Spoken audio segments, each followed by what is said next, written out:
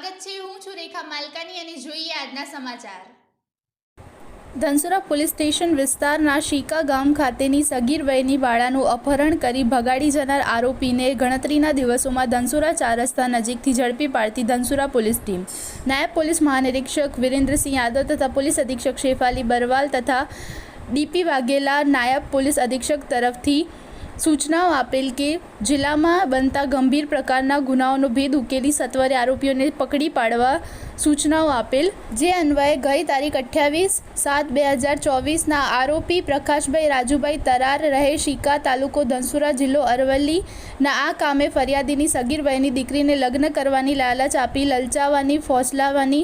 બદકામ કરવાના ઈરાદે કાયદેસરની વાલીપણાથી અપહરણ કરી ભગાડી લઈ જનાર ગુનો કરેલ હોય, જે ધનસુરા પોલીસ સ્ટેશન ખાતે ફરિયાદ આપતા પોલીસ સ્ટેશન ભારતીય ન્યાય સહિતના કલમ મુજબ પોક્સો એક્ટ તહત મુજબ દાખલ થયેલ, જે અન્વયે B B Dabhani police sub inspector Dhansura police સ્ટેશનના સદર ગુનાની ગંભીરતાને અનુલક્ષી તાત્કાલિક આરોપીને પકડી પાડવા સૂચનાઓ આપેલ, જે અન્વયે